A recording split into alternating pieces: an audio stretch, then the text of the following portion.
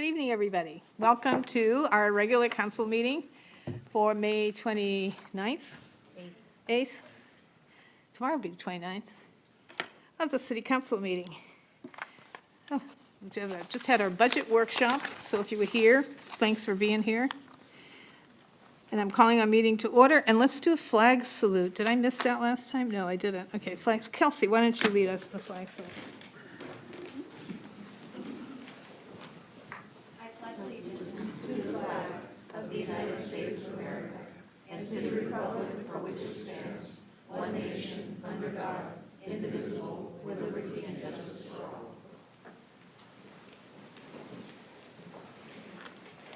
Okay. Could our clerk please call the roll? Councilmember Middleton is absent. Councilmember Nelson. Present. Councilmember Schaefer. Present. Vice Mayor Lopez Taff. Here. And Mayor Karpinski Costa. Present, thank you. Next time. So this meeting of the Citrus Heights City Council is cablecast live and recorded with closed captioning. It's cablecast on Metro Cable Channel 14, the local government affairs channel on the Comcast and DirecTV UVerse cable systems. It's also live streamed at citrusheights.net. Tonight's meeting replays on Monday, June 2nd at 9 a.m. on Metro Cable 14, and it will also be available on the city's YouTube channel. Thank you. Next item, please. Next item is approval of agenda. Anybody want to change anything on our agenda? Move approval? Second. Moved, seconded. All those in favor, say aye. Aye. Passes. Next item, please. Next item is presentation number 4, presentation by Republic Services, their annual report and scholarship awards.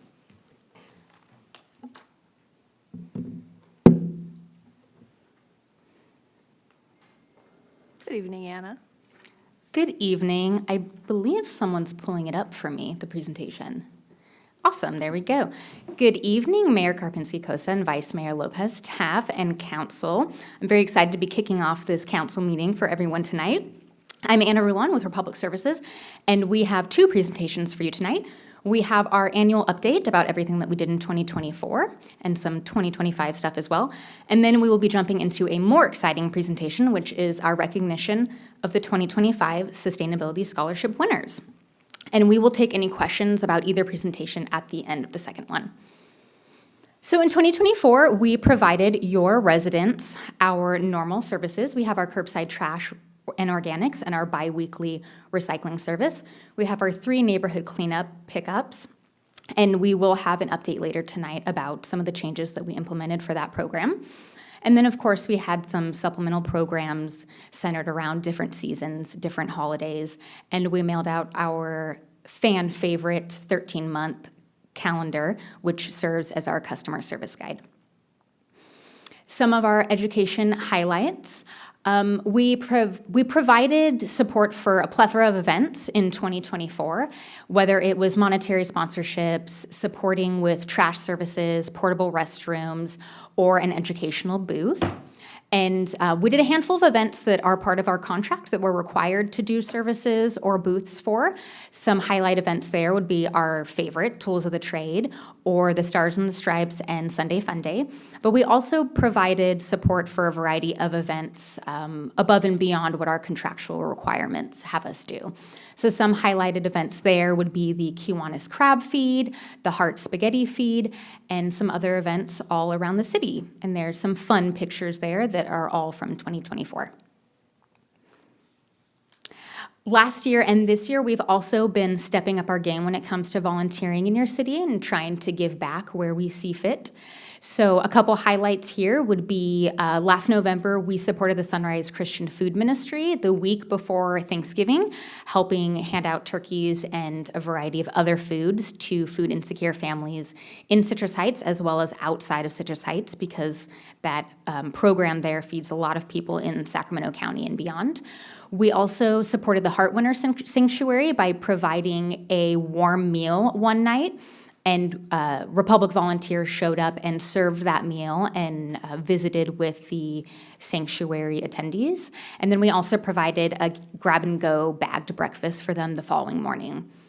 We have partnered with the River City Waterway Alliance to start doing some community cleanups. We're currently focusing on Arcade Creek. We've already completed 2 of these, and we have another one later this Friday as well. And at those, we've been providing in-kind services, breakfast, lunch, and we've been volunteering as well. And then lastly, I would be remiss if I didn't mention the Big Day of Service. This was the first year that Citrus Heights participated with Orangeville and Fair Oaks, and we were very proud to be a major sponsor of the overall event. But even more so, we had about 15 Republic folks show up at Carriage Drive Elementary, where we did a variety of landscaping projects, replaced some of the planter boxes, installed a peace pole, and then we provided in-kind services to 5 different projects throughout Citrus Heights, Fair Oaks, and Orangevale. On to our outreach and education, which is a bulk of what my department does for public services in the city of Citrus Heights. Our absolute favorite is our calendar, and as you all recall, we presented the winning artistic students from Citrus Heights earlier this year. And that art was featured in the calendar that we did mail out to all 27,000 homes. And this calendar serves as the guide that tells residents what to put in each bin, tells them about all of the various programs we have, and supplies them with resources where they can get more information online or otherwise. Those students not only received their art in the calendar, but they also received a 34th scale replica Republic Services truck to take home, and they got to meet all of you. Other education outreach, I'm not going to go through all of these, but the main points is that we've tried to have a really comprehensive approach, and we could not do this without the partnership of your staff here at City Hall, specifically Mary Poole. And our comprehensive approach is that we try to have in-person outreach, print media, and social media outreach, because we believe that your residents, some of them only consume information through one of these means. And for those that consume information through all of these means, we think it's good for them to see repeated information so that it can really stick in. And a couple just updates on changes of how we're doing education outreach as time goes on. We have found that people are moving away from print bills and they are moving to online bills. So our bill inserts aren't as effective as they used to be. So to combat this, we have been doing more direct mailers, which is of course more costly, but if we want to get print media in people's hands, we have to do direct mailers. And then secondly, we have been doing more social media outreach. We believe it's the biggest bang for the buck, and we are able to target our social media outreach to specifically Citrus Heights zip codes. This is the boring part. It's not boring to me, but it's probably boring to you, and that is all of the tons that we collected in 2024. The main point of this is to understand that the only stuff that we purposefully landfill is stuff put in the trash cart, stuff that we pick up through illegal dumping, and then contamination, aka residuals, that we pull out of the other good waste streams. So some of the stuff that residents put in the recycling bin is actually trash. We pull that out and it is landfilled. But everything else that we pick up here in the city is diverted away from a landfill. It's recycled or it's properly, responsibly processed. A couple quick highlights that are unique to 2024 alone. So the first 2 are about recycling. We purchased a facility formerly known as Recycling Industries about a little over a year ago that is located in North Highlands, and all of our recycling is now going there. So all of the recyclables that we collect from Citrus Heights residents, formerly it was going to a different Republic Services owned and operated facility a couple hours away from here, but now it is staying in Sacramento County being processed here. And this is beneficial for 2 reasons, because we now have more insight into the recycling process and we can actually see what does and doesn't happen at the facility, so we can educate your residents more in a more informed way. And then secondly, it reduced vehicle miles traveled, because now we're keeping that stuff here locally for the processing. And then our second recycling update is that 2024 marked the first year that all of your residential plastics 1 and 2 were sent to our polymer center in Las Vegas.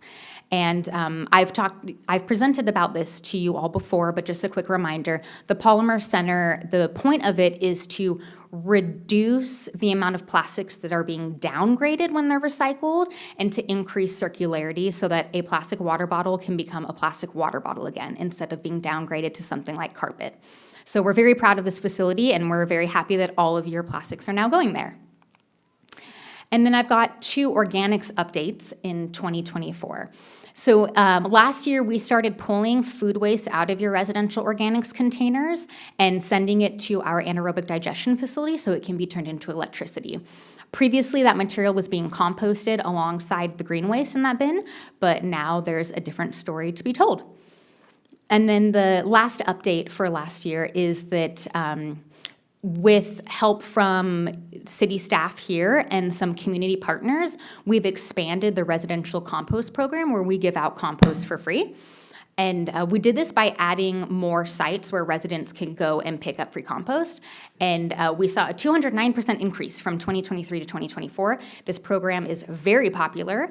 And if anybody listening to me is interested in getting free compost, I highly recommend checking out one of these sites because we've got a lot of it. All right, and then my last thing I would like to mention is that our diversion for 2024 was through the roof. Our contractual requirement is to hit a 40% diversion away from landfills, and we had an all-time maximum of 50.7%, so a full 10% higher than what we're required to do, and this just continues to go up. Over the past decade, it has gone up 11.6%. So we're excited about that, and we're hoping to continue working with your staff and doing more to educate the community so that it can go up even higher. Okay, and I'll take questions at the end of the scholarship presentation. So at this point, I'm going to pass it over to our sustainability advisor for the City of Citrus Heights, my colleague Megan Smith-Fajardo.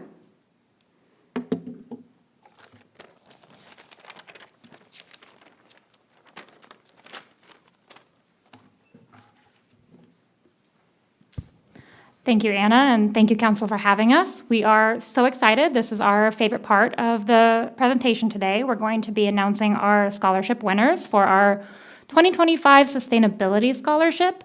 The scholarship is done in partnership with the City of Citrus Heights and the San Juan Education Foundation. And with that, I'm going to have Jonathan Wesson here to speak a little bit about the Education Foundation. Thank you for having us. So the San Juan Educational Foundation does 2 things for the community.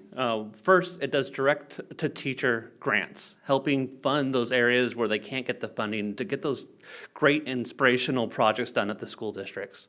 The second thing we do, and that's why I'm here tonight, is we help facilitate scholarships to great individuals, young individuals who are coming up and show so much potential. And so I'm very thankful that the City of Citrus Heights and the Republic Services has the trust in our foundation to help facilitate these. And I'm really excited to hand these out tonight. Thank you, Jonathan. So our sustainability scholarships are an annual scholarship that we give out. This year we have 2 scholarship winners. They're winning a $1,000 scholarship each. They are graduating seniors from the San Juan Unified School District who are interested in pursuing an education that will lead to a career in sustainability or something that is beneficial to the environment. We had them do an essay contest where they talked about their career goals, and I'm excited to announce them today. And then, Mayor, if you could join us down at the front, we're going to have you shake hands with the winners. Okay. I signed their little things. You did. So our first winner today is Mackenzie Dawson. Mackenzie, if you'd like to come on up. Come on up, Mackenzie.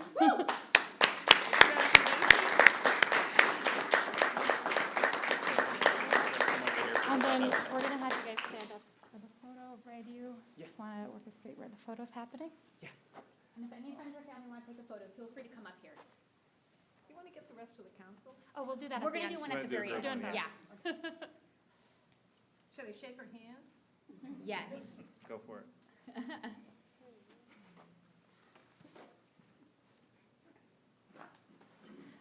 And then Mackenzie, if you wouldn't mind just standing off to the side and we'll do a group photo all together.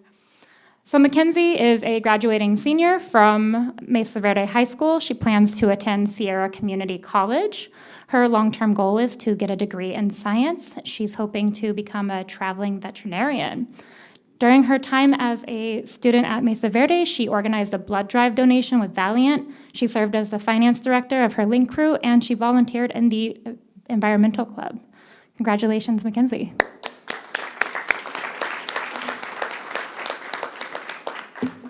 Next up, we have Tristan Scott. Tristan, if you'd like to join us.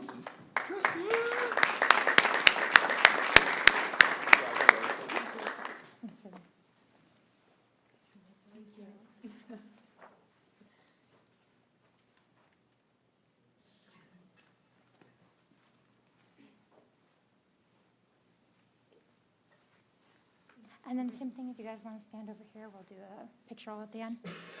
So Tristan is also a graduating senior from Del Campo High School. They are hoping to get a degree in marine science and want to study the migration routes of great white sharks, which I hear is very complicated, and work as a marine biologist. When they get tired of that, they hope to then later pursue a career in teaching. And obviously, given these goals, Tristan is very excited about nature and the ocean and pursuing sustainability. So with that, we'll give a round of applause to our scholarship winners. And City Council, if you could join us for the final photo.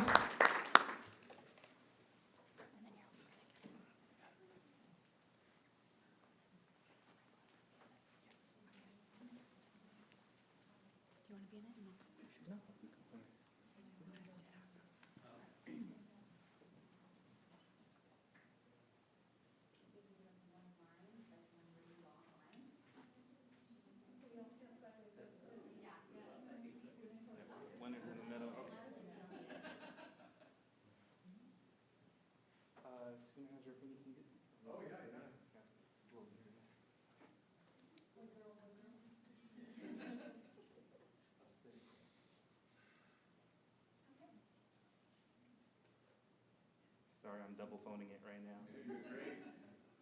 Okay. Family, you want to take any photos as a group?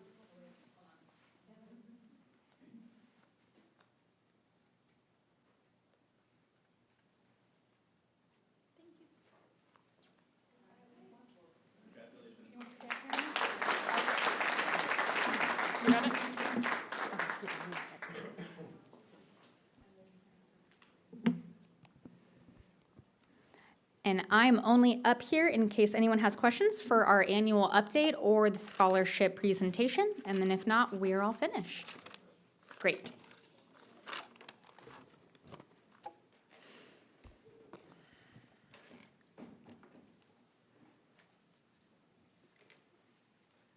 Questions? Questions? Go for it.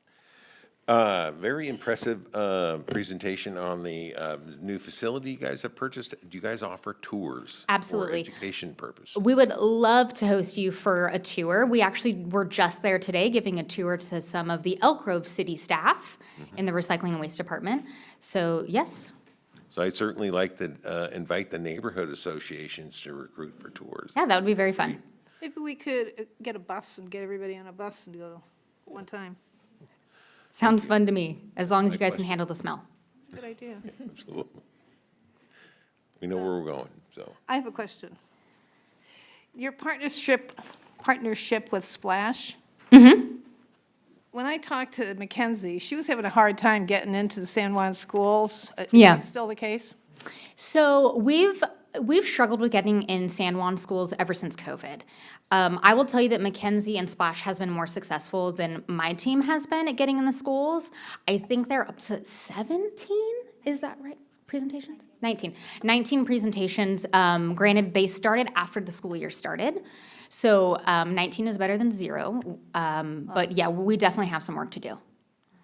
And we would love any support that anyone has. And then my final question is, and I'm trying to multitask, my final question is, we had asked, some time ago about holding a special hazardous waste event locally, so that Yes. people don't have to drive for fluorescent bulbs down to North Right. Recovery Station. Is that in the works of planning? We have been working with Mary Poole on that and on getting quotes. So we haven't talked about it super recently, so I don't have much of an update, but we are looking into it and we've got some numbers. I got to believe there's a grant out there that would help pay for it, for the extra help that you have and the extra precautions for hazardous material. Yeah, potentially. So it's just nice. A lot of residents have asked us to have one local. Right. Yeah, the gentleman that I had a meeting with about it is the same guy who actually used to run the events back when we had them at Sunrise Mall, and he now works for Republic Services, Hazardous Waste Environmental Services, part of our company. So he was able to give me a quote based on the numbers back when we had those events. Great. That's terrific.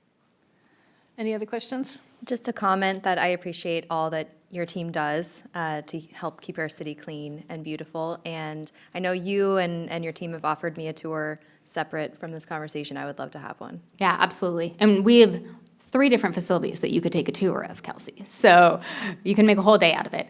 And we're very grateful to be in the city of Citrus Heights, and we absolutely could not do it without city staff, Mary Poole, and then also our other partners like the Chamber of Commerce. You guys have a great city full of really vibrant organizations that make it easy to make us look good.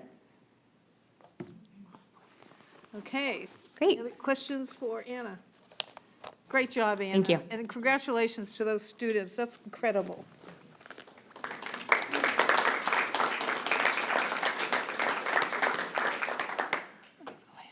Okay. Give it, next item, please. Next item is number 5, annual presentation by the Sacramento Yellow Mosquito and Vector Control District. Oh, hi, Luz. Hello.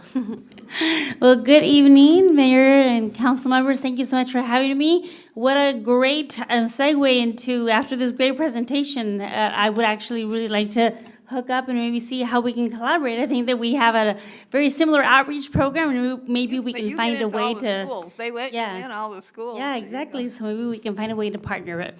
We're going to talk about mosquitoes. So from the great services that they offer to the services that the Sacramento Yellow Mosquito Vector Control District offers as well. So this is my annual update to the council with all about mosquitoes. And it's so hot this week that mosquitoes are definitely out and about already. So I hope that by the end of the presentation, you'll get a little, leave with some tips on how to stay safe for mosquitoes now that the season is starting. And I do want to acknowledge Mayor Dr. Dana Karpinski Costa as our board member on our board, who's always very supportive and always a pleasure to work with, and just, always there in my corner supporting all of my outreach efforts. So thank you. All right, so with that, I'll get started. So, as you know, we are the local mosquito vector control district. We're the agency that is charged with protecting residents against mosquitoes and mosquito-transmitted diseases. I know those pictures kind of give people the heebie-jeebies, because mosquitoes can be definitely more than a nuisance. And, I think that's the main message. Mosquitoes are a threat, and we're the local agency here charged with protecting residents. So we operate under the California Health and Safety Code, and it's our mission to make sure that we're keeping residents safe from the mosquitoes and the diseases that they can transmit, West Nile virus, and especially now up and coming dengue fever and other exotic diseases. All right, so as I said, mosquito season is here. We had some late spring rains. Now we have some super hot temperatures. So all of that combination creates the ideal mosquito breeding conditions, and especially if there are a variety of different sources in people's homes. West Nile virus continues to be a threat in our area. Each year, the mosquito season seems to get longer and longer. When I first joined the district back in 2007, after Labor Day, I was like, okay, I can see the light at the end of the tunnel. But now, come November, we're still seeing mosquitoes, and that's because every year it gets hotter and hotter, and it gets hotter into later in the year. So the mosquito season is definitely getting longer, and as I said, concern for dengue is growing as we get more infections reported in California each year. So as you know, mosquitoes come from different mosquito habitats. So in our area, we have about 27 different mosquito species that are active at different times of the year. I know that to most people, a mosquito is a mosquito. All you want to do is smack it before it bites you.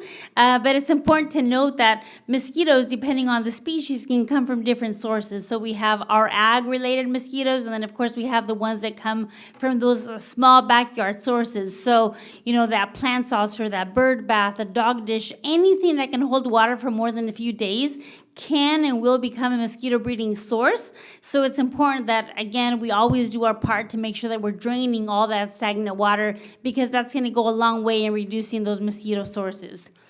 So how do we control mosquitoes at the district? We have what we call an integrated mosquito management approach that includes a lot of different elements. Primarily, so we start off with public information and education. I'm the communications manager for the district. Here in Citrus Heights, every year we participate in Sunday Fun Day. Sometimes we do National Night Out activities. We always have repellent available for your 4th of July parade, and a lot of those efforts is, our thanks to Dr. Jana. We also have our laboratory, so they are in charge of tracking and monitoring West Nile virus activity. They're the ones that set mosquito traps. They collect the mosquitoes, they bring them back to the lab, they count and sort each mosquito. They separate the males from the females, and they test the females to see if they would be infected with West Nile virus. If they are, then that's how we know where and how West Nile virus is developing and where we would need to respond with our control efforts, or essentially our spraying. 90% of the work that we do is actually treating mosquitoes in water. It's what we prefer to do. It's the easiest thing to do, which is why we're always telling people to dump out that stagnant water. But obviously, if there's a lot of West Nile virus activity in any given area and we need to suppress mosquito populations quickly, then one of the ways of doing that is through our control operations, essentially our spraying. We also have our biological control methods, so the use of mosquito fish, which is very popular. People that have a pond at home, fountains, horse troughs, we put them in rice fields.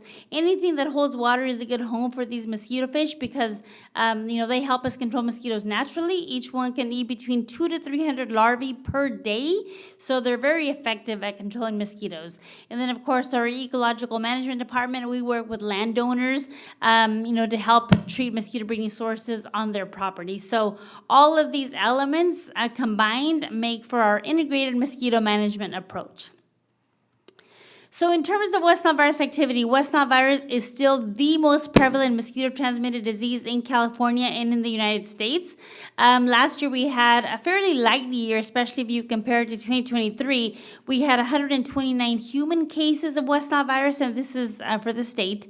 But for every case that actually gets reported, the CDC estimates that there's 30 to 70 cases that go unreported. So that number is potentially a lot higher. In terms of West Nile virus activity for Citrus Heights, we did have 7 mosquito samples and 5 dead birds that tested positive. You can see that map of where the activity was concentrated. It's definitely lower than a few other years, which is actually a good thing. West Nile virus activity can change from year to year, and as I said, 2024 was definitely a much lighter year compared to 23. All right. Also, detections of invasive mosquitoes. So this is what we call our newest threat. So invasive mosquitoes are aggressive day-biting mosquitoes. These are 2 different species of mosquitoes, different than the ones that can transmit West Nile virus. These were found for the very first time in 2019, actually here in the city of Citrus Heights for the very first time. And then ever since, they've spread very rapidly to many other areas within Sacramento County. These mosquitoes, they're a threat for dengue fever. And even though we did have light detections of invasive mosquitoes within Citrus Heights, you can see, we do have activity surrounding the city, and there's other areas within Sacramento County that have heavy infestations, especially the area of Rosemont and then South Natomas, other areas within Sacramento County. But the biggest threat is that last year in California, there was 647 travel-related dengue cases and actually 18 locally acquired cases. So basically that means that with this mosquito present in our community, let's say I travel somewhere, I get infected, I come back, with dengue symptoms, and then one of these mosquitoes bites me, it gets infected, and then it can bite somebody that hasn't traveled. So that's actually happening more and more. For the first time ever in 2023, we had 3 cases of dengue fever, all in Southern California. We have not had any in Northern California, but by last year, that number grew to 18 cases. So definitely a concern. It's still too early to tell what kind of a season it's going to be this year because these mosquitoes are actually a little bit more active in the fall. But these are, as I said, aggressive day-biting mosquitoes that can breed in just a teaspoon of water. So some of those sources that you see up there, plant axils, small sources in backyards is where these mosquitoes are growing. So, we've had them since 2019 and they've been spreading rapidly. And we actually need some new control strategies. So we're actually considering the use of something called sterile insect techniques. So it's a environmentally friendly way to control these mosquitoes. It's been used by other areas. In Southern California, they're already doing some of these techniques. So essentially, it's a strategy that's been approved for use in mosquito control, and basically the one that we're considering is the one where we would be releasing sterile males. So these are sterile males that have a bacteria, natural occurring bacteria called Wolbachia. We would release these males, and then once they mate with the wild females in the area, then those eggs that the female lays would not hatch. So eventually, the mosquito populations decline. These are not genetically modified mosquitoes. That has not been approved for use in California. So the one method is the one with using Wolbachia, which is the natural occurring bacteria that's already present in many insects, but not in these invasive Aedes mosquitoes. So again, moving forward, we're considering the use of these new technologies in conjunction with some of the other tools that we already have. We will continue with our surveillance and control efforts, doing outreach opportunities and informing the public about these new control methods, and basically reporting, encouraging the public to report those day-biting mosquitoes. We want to make sure that people are not sharing plants, that they're scrubbing down their containers, and that they're doing their part in helping us. Mosquito control is a collaborative effort. We can't do it alone, so we depend on people doing their part in helping us control mosquitoes and keeping our community safe. So with that, I'm done, unless you guys have any questions for me. Anybody have questions for Luz?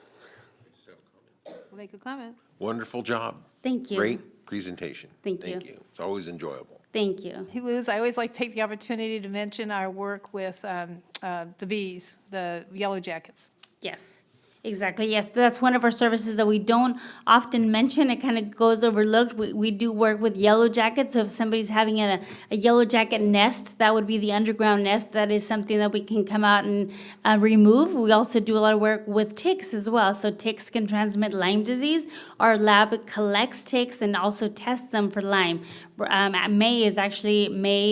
May is Lyme Awareness Month, so we're at the end of the season now, but we do also do work with ticks. Luz is a one-man department, so we kind of take her very seriously. Also, I will be at the board meeting in June, and if I could pick up a couple boxes, we're having our Stars and Stripes event at the end of June. Perfect. And if I could pick up a bunch of boxes of repellent like we Yes. had last year, so we could give them to the city to make available to the attendees of our event. Perfect, yes, happy So to if do you have a that. whole bunch of those, I'll Yes. grab them. Mm-hmm, Okay, so I'll see those in June. yes, thank you, A great presentation. thank you. Thank you, Liz. Next item, please. Next item is public comment, and if you wish to address the council during the meeting, please fill out a speaker sheet and give it to myself or to my colleague to my right. When you're called upon to speak, step forward to the podium and state your name for the record. Speakers are limited to 5 minutes each, and the mayor has the discretion to adjust the allotted time. There is a countdown display that will flash red at the end of the allotted time. Consistent with the Brown Act, the council is prohibited from engaging in a discussion or taking action on any item not appearing on the agenda. And Mayor, this evening, I have 1 speaker card for the general public comment section, and then I have 6 for item 14 under public hearings. Okay, well, let's just start and see where we go with the time. So let's just keep our 5-minute limit for now. Okay. Okay. So the first speaker I'll call up is Daryl Mott.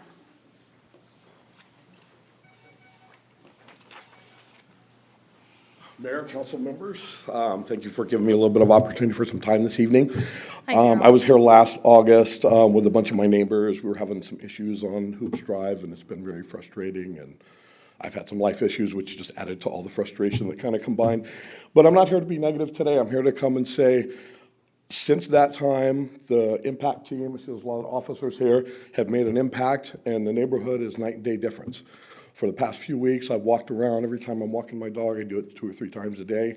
People come up and they tell me how nice it is. There's not issues, people walking around, things that are, maybe crime and other issues. And so I just want to say thank you. We addressed the issue. I would also like to provide maybe a suggestion, and I'm hoping that perhaps the council and the police can maybe look into this and ask themselves why this went on for so long. These houses were in the neighborhood for quite some time, and I'm just wondering if there's any postmortem that we could do that would help us alleviate, strengthen the laws, do something, because the impact around the people around that, while it seems small, can impact a lot of issues in a person's life, which kind of leads me to my second, recommendation. A lot of the issues in my items were deemed, I guess, can't remember what it is, but lower level crimes. And so things like flooding and noise and trash and other things. And I found it really hard to get any kind of traction or any kind of assistance or reports in some cases on these issues.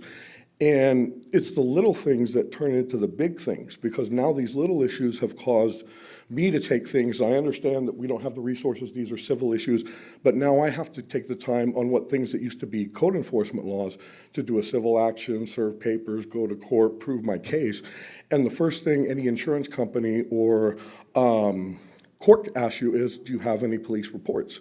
And so I said, well, I turned them in, but when I go onto the city website on the internet, there's only 4 selections, and it doesn't include trash or noise or anything else. So it's kind of hard to get those in. So I would ask if there's any way to try and do the little things. Perfect example is I drive up Sunrise to go to 24-hour fitness every day, and they've had the speed limit cops on there for like the last couple months. And it used to be a white knuckle ride with people doing 80 miles an hour down the center divide. Those little things, while a nuisance, make a big difference, because now it's a nice commute drive. But anyways, thank you for your time. I just want to be a little positive and say thank you. The neighborhood is a night and day difference. You're looking good, Daryl. Thank you. A little tired. Thank you. Anybody else want to speak for some not on the agenda?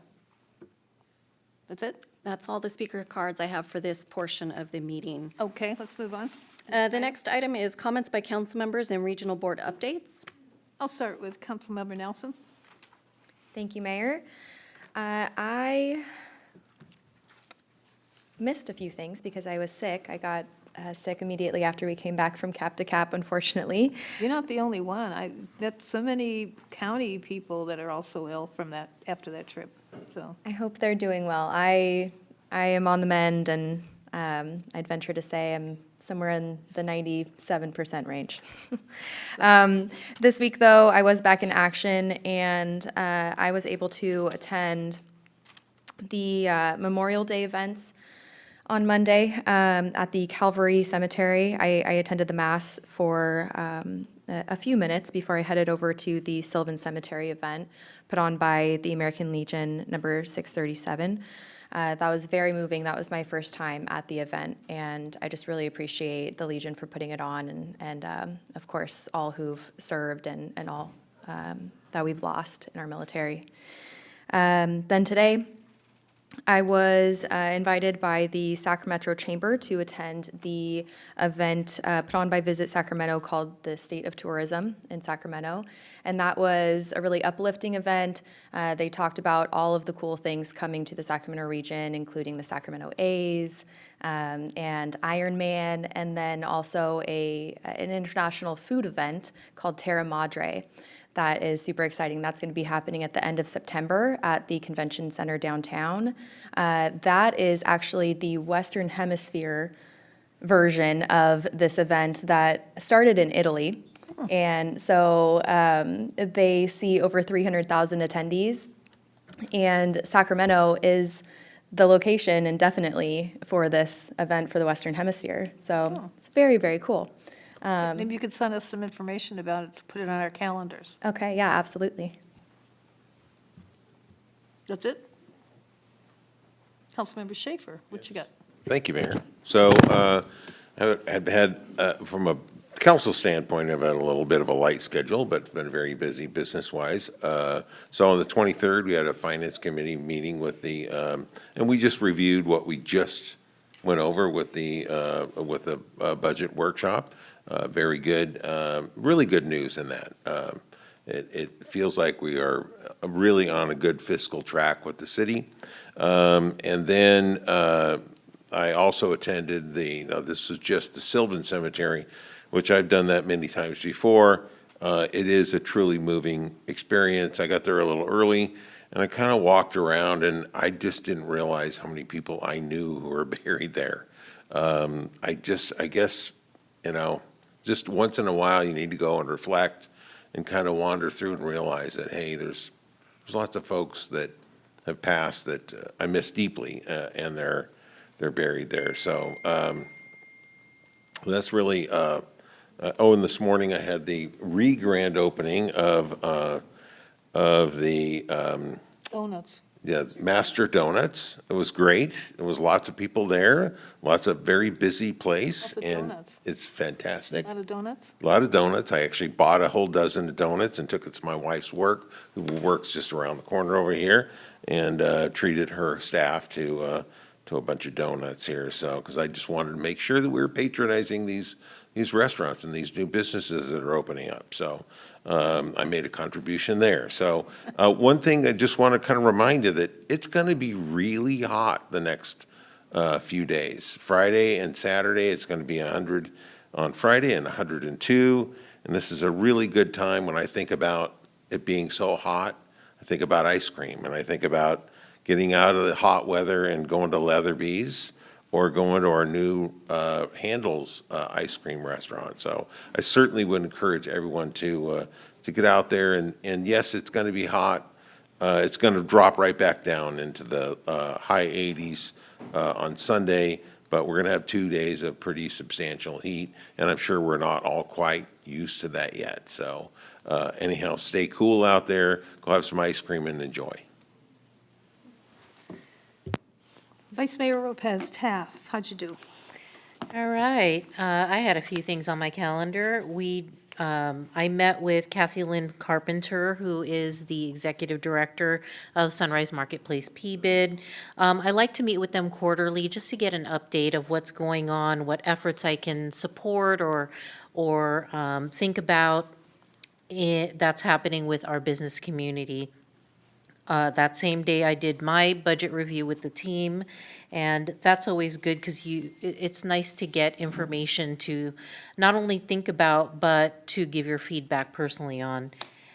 17th was Big Day of Service. That was really a lot of fun. And it was really fun to be part of another extended community activity. I think that was really a good idea for us to get involved with something that is such a well-known activity and to include our community who are already big servers in our community. So that was nice to join forces. On the 20th, I had my neighborhood area meeting, and that was featuring our own Chief Turcotte. So that was really nice to hear a police report from his perspective. And I'm always available to give a report at my own neighborhood area. And so if you live in my area, please attend, because we have very, very informative and active neighborhood area group, and we would love to have you. We always have good door prizes at the end, too.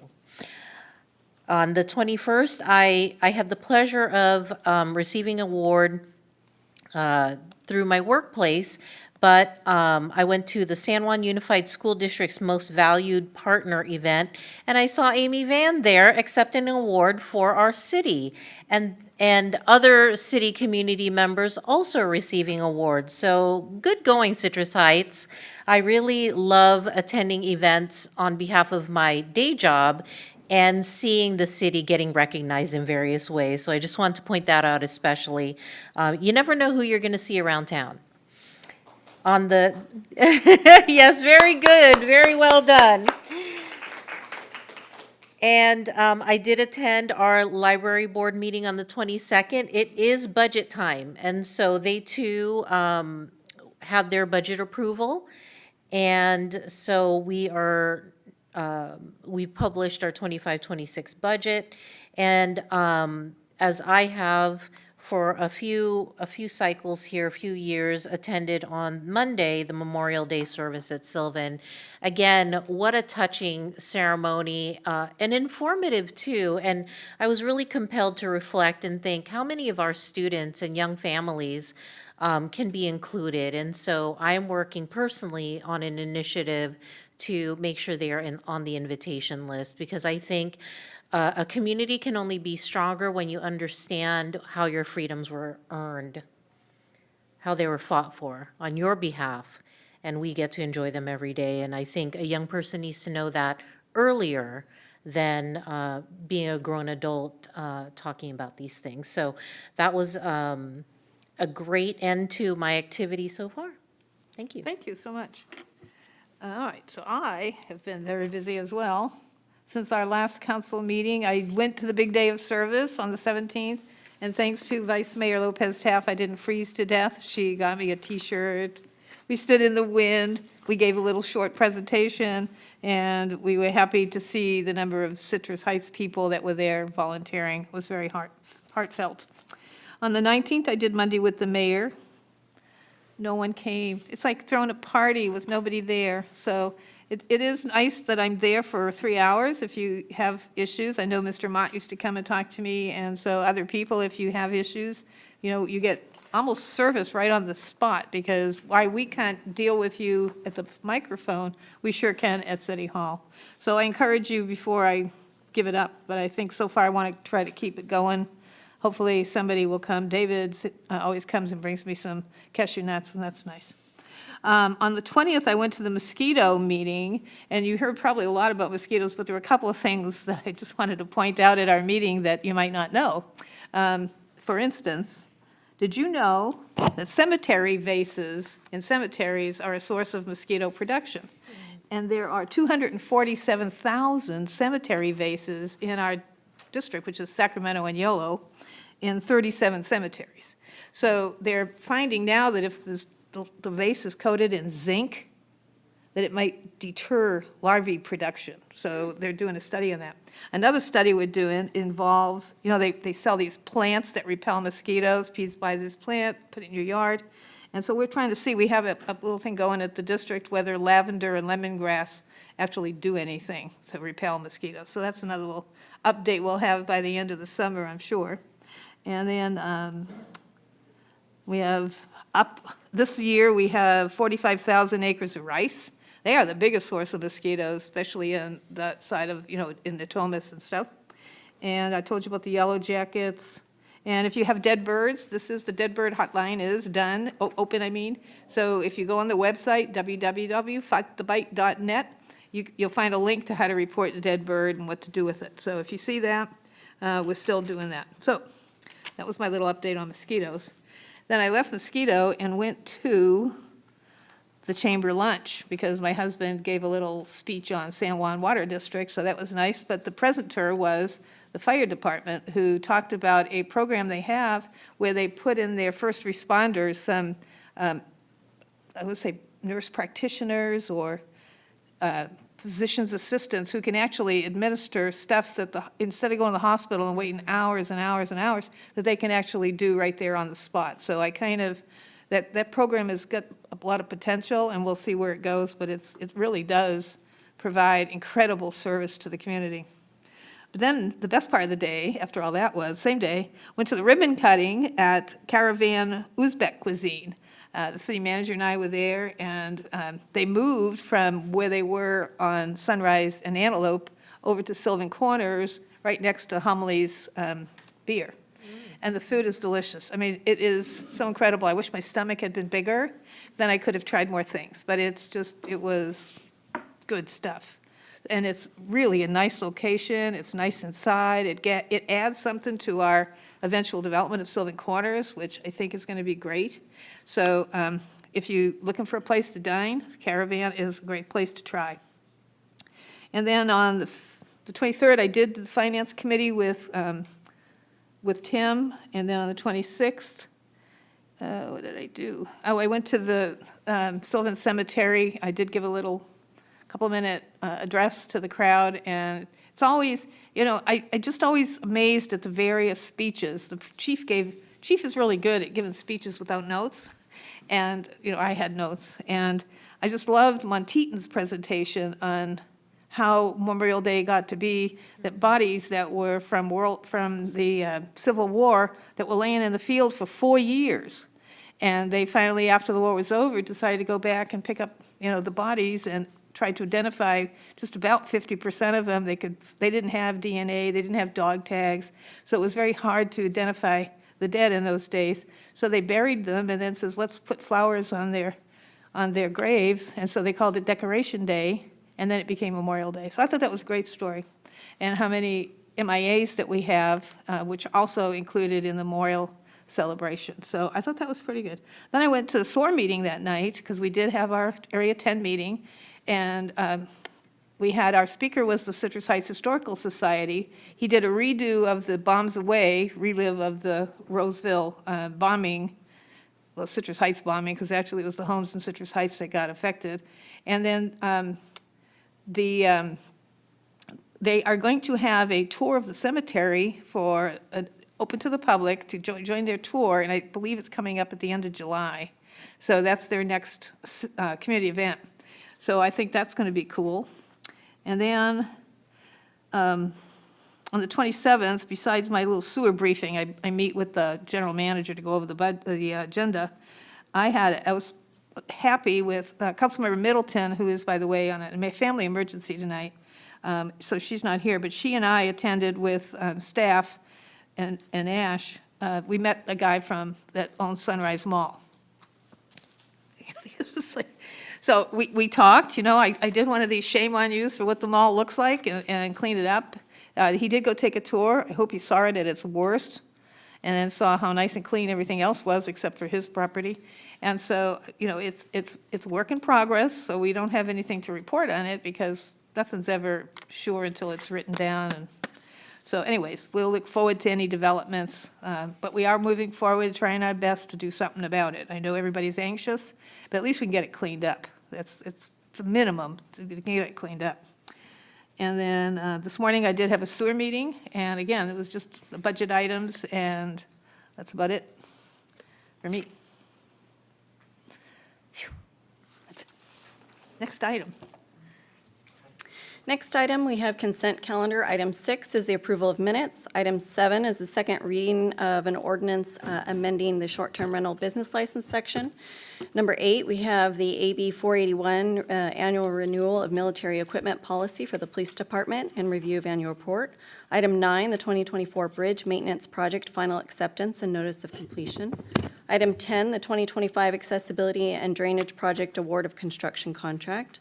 Item 11, the San Juan Avenue Complete Streets Phase 1A project final acceptance and notice of completion.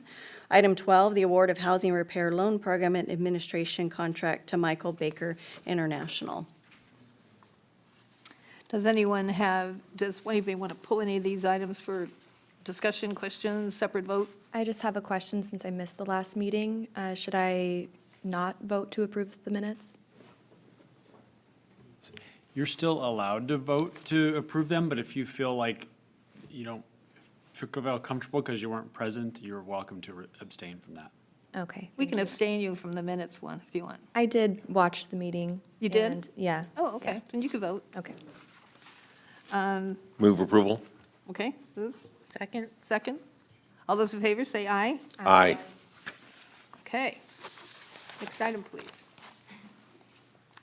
Next item is public hearing, item number 13. The subject is zoning code and specific plan amendments. There are 3 motions for council consideration.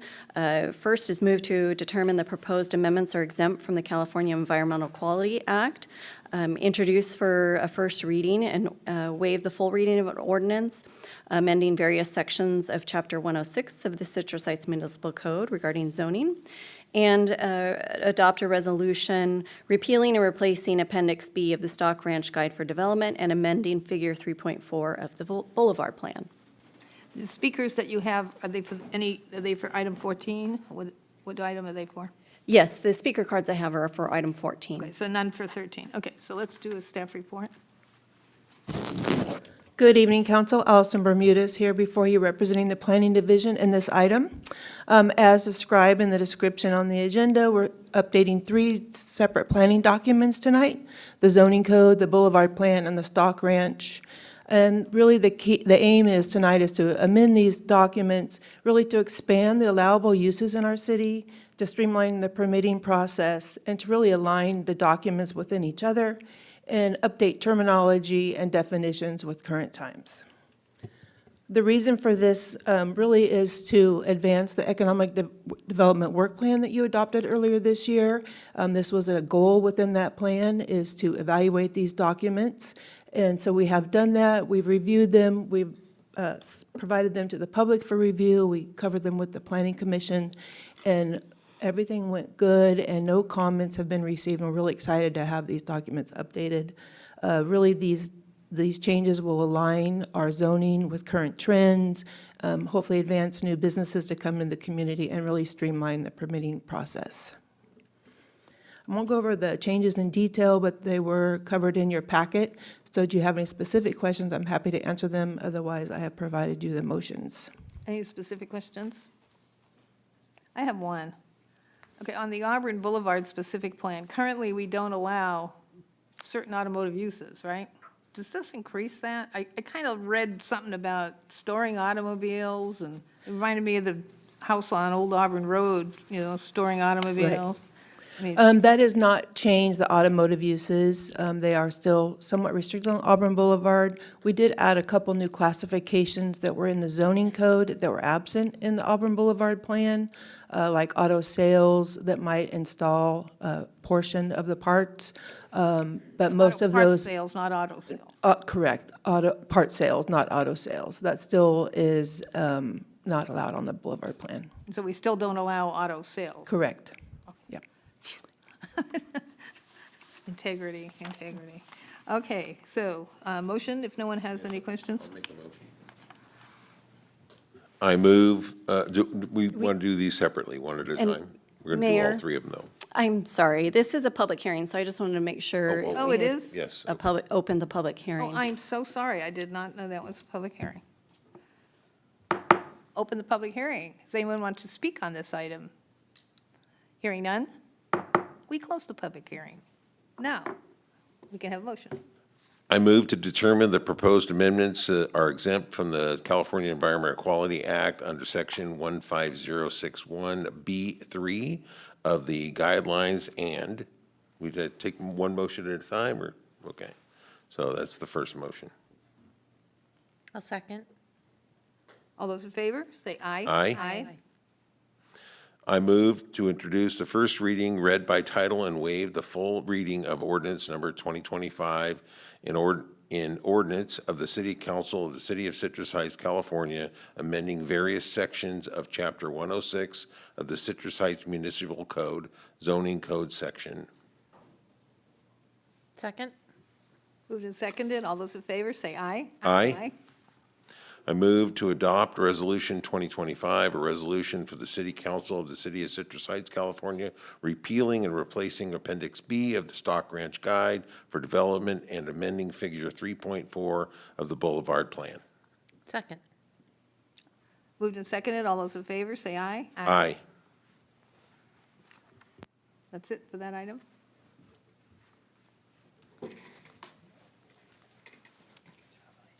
The next item is public hearing, item number 14. The subject is Rangoon Grocery, 7601 Sunrise Boulevard, request for letter of public convenience and necessity. And staff recommends that City Council review the application for public convenience and necessity and make one of the following motions that is presented on the agenda. Good evening, Mayor. Casey Kempenaar, your Community Development Director, alongside Associate Planner Stephanie Louie tonight.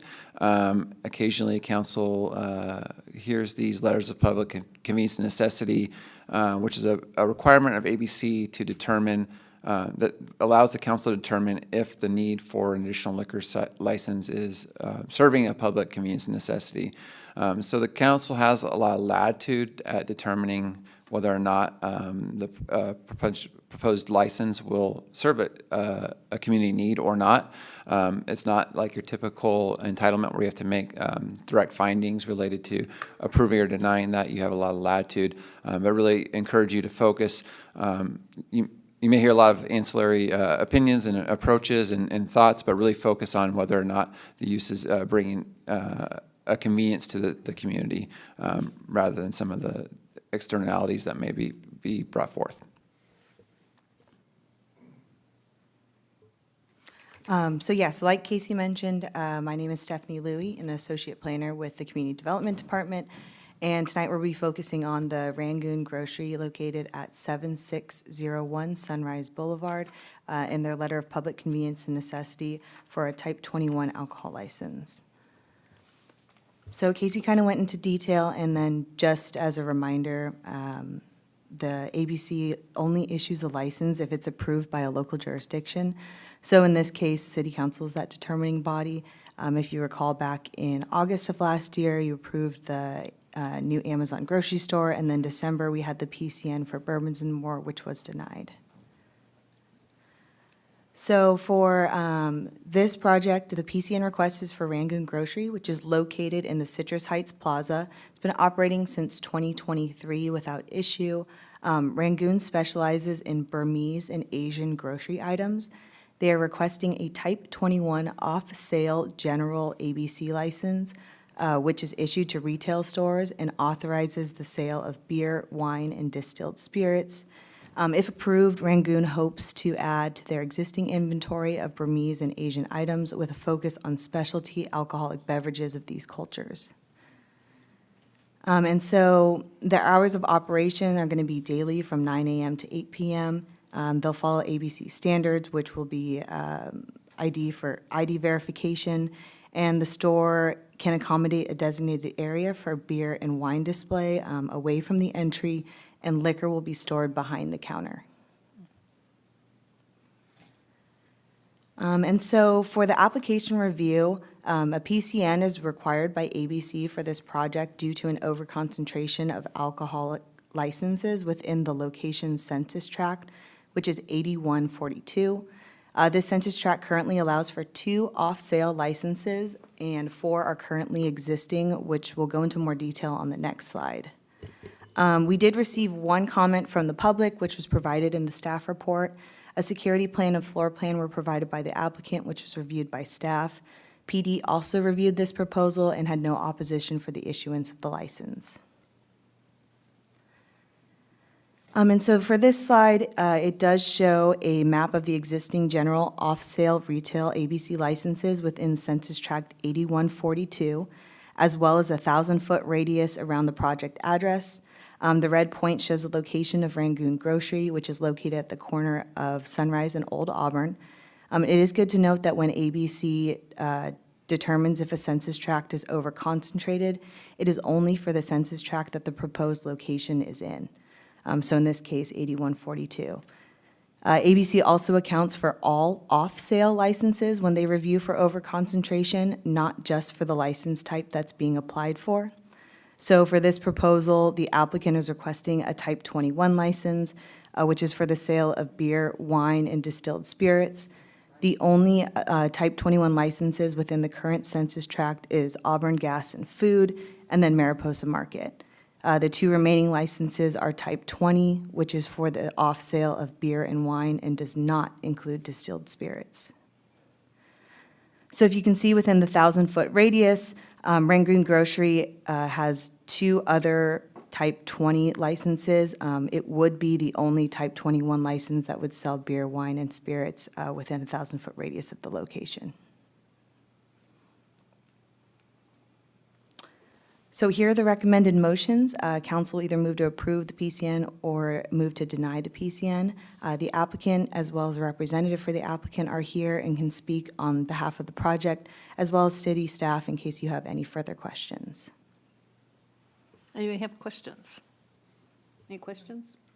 Questions, okay. Does the applicant come after I open the public hearing or before? It's really your discretion, but usually after you open it. Okay. I'm opening the public hearing. Let's hear from the applicant. And then our public comments. Okay.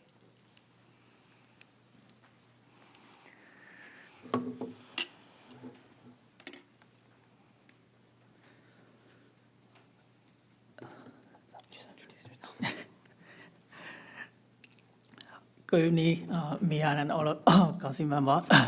Yeah, I'm the Bobo, owner of Rangoon grocery store. Yeah, we started this convenience small grocery store in this current address on the 2023. So we specialize in the Asian snack and drink, especially for the Burmese and a lot of Asian small foods in there. Yeah, so now we try to most of our customer is recommend to we have some Asian brand wines, beers, and spirits, alcohol. So that's why we're trying to expand our business to be get for the off-sale license in this small convenience store at my store. Yeah, so now we are seeking for this BCM approval because we also had we had also experience about for this liquor store in the Fullerton City, Orange County. So we had we believe that we can be controlled, managed about for this liquor operation, not violating any rules and regulation and ABC rules and regulation. So that is why we try to be expand our current existing location. Yeah. Mm-hmm. Are you going to speak? Yeah, I just want to introduce myself. My name is Jessica Harris, and I am his representative and agent that's helping him also with the ABC application process. So if you guys have any questions regarding that process. She can help with that. Yes, I have a question. So the intention is to have specific regional beers, wines, spirits. Are you going to have any just general beers, wines, and spirits that are not regional specific? Go ahead. Yeah, sorry. Yeah, our expansion for this liquor beer wine will be specialized on this Asian lot of will be focused on this Asian product. Maybe just a few kinds of generally beers and wine may be involved, but we will not be a lot of inventory will not be made for this kind of the things because our mainly focus is all of the Asian product, grocery and convenience item in there. So that's why we made the consideration about for this expansion or not, but finally we made the decision to be expand for this kind of the based on our customer recommend. So yeah, so our different store is running with a lot of general well-known brand for the liquor, but here is since our store is focused on the Asian product. So currently right now also a lot of 90% of things come from specialized Asian product here, not from the general well-known product and brand. Yeah. I do have a list. He did provide a list of proposed alcohol beverages to include in his store, which include but not limited to variety of sake, Vietnamese rice wines, draft beers, Japanese beers, and whiskeys, Korean soju, Thailand Singhai, I believe, I'm not pronouncing it right, and Chang beer and Chinese Baijiu. Is that how you say it? Yeah. I think that's in our staff report. Yeah. One more question. So, and I think this question came up before. When you get a license for your store, let's say you grow like gangbusters and then you sell your store. Does that license stay with the location? And if they continue as a grocery store that sells liquor, and this might be for Casey and team, Stephanie, does that license, for lack of a better term that I have, grandfather to the next owner, and they can change their liquor preferences, if you will? Allison knows everything. The new owners would have to be vetted by ABC as well. It's not just a given. So there is a process, but it would not necessarily come to us as part of that process. Okay, They do have to apply, again, with the department, like this applicant did, and do the whole process. More likely, they probably will have to come and get a PCN as well. okay, thank you. And he's been at the location how long? For 2 years. 2 years without selling any spirits, okay. Any other questions for the applicant? Then let's hear from the public. Thank you. Thank you. Thank you. I'll go ahead and call the speakers up at this time. So the first one, and I apologize if I mispronounce your name, is it Surjit Kalan?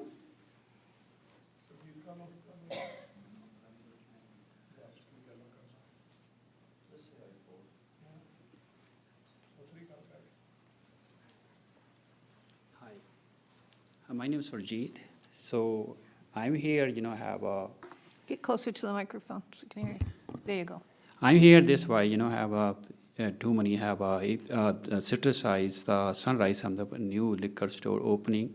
So already have business, already have slow. So that's why, sorry, my English not very good. So I'm try. So that's why I come here. So I think so next person better for me. Okay, thank you. The next speaker is Gurpreet Singh.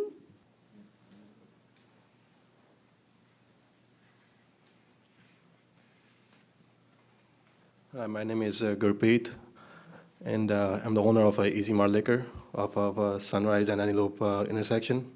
I would like to oppose due to there's too many liquor licenses around the area already, and we do sell off-premise liquor and beer and wine. So the reason I'm opposing it is we already low on sales, and that's just gonna cut into my business. I'm close to the location they're asking a liquor license at. So I would like to oppose it. Thank you.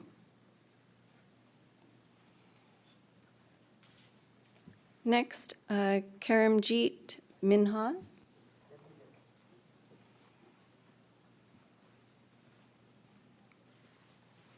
Hello, city member. My name is Karamjeet Minhas. I'm in Citrus Heights for the last 16 years. And I'm opposing this liquor license because particularly that area, just every time I drove by there are so many homeless issues, especially right behind the shopping center or even in front of the shopping center. Every time we go to the Safe Mart bank there, we always have it, every corner they're homeless sitting on the left side and the right side and even behind it. So we already have so much homeless issue. Every time we have a meeting with area 7, 8, 9, we always discuss that with the city police also. So that's the reason I'm opposing that. Thank you.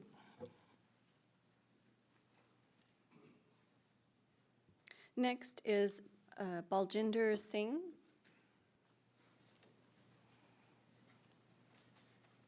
Hello, everyone. City Council member. I'm here 27 years in Selborne Corner. I have a liquor store. I have business there. So we have already too many liquor license already. We went through like a month ago too. So we have a lot of homeless problem too. So we have a good relationship, everybody. We don't have any problem there, but we are no one more license in Citrus Heights. Please make denied because is other issue coming too. Like next month maybe we have other liquor license coming too. We have too many problem already. So I'm doing business. So we are really slow. It's okay, but if it's more liquor license, more problem. Thank you for give us time.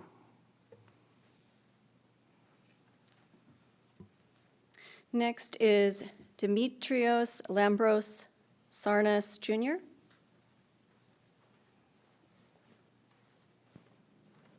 Hello, City Council. I'm a bypasser that bypasses the Chevron and, goes across the street, goes eat whatever. And I see a bunch, as they've mentioned, a bunch of homelessness that's going on. And it's a big concern to my eyes. It's not that it's been cleaned up, but as it does get cleaned up, it keeps coming back. So I believe that we should not have another liquor store within that area. There's already a block away, there's already 2 liquor stores over there by Jack in the Box. And that's my concerns towards homelessness. I appreciate your time. Thank you. And the last speaker I have is from Kathy Morris.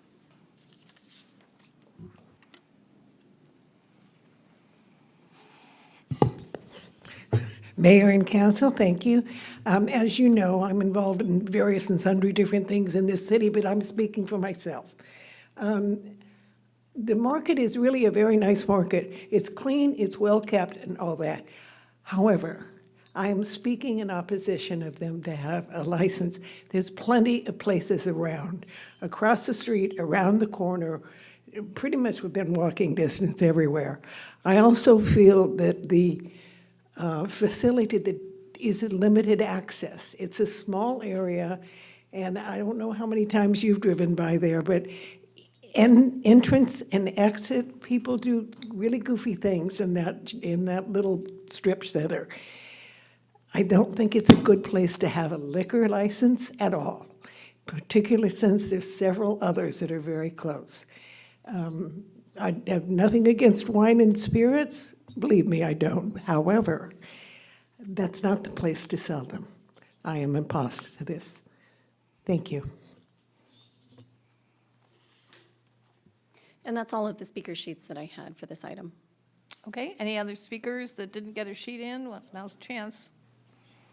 Seeing none, I'll close the public hearing. Discussion, motion, talk about how you feel, what you want to do, I'd like to make a comment. make a comment.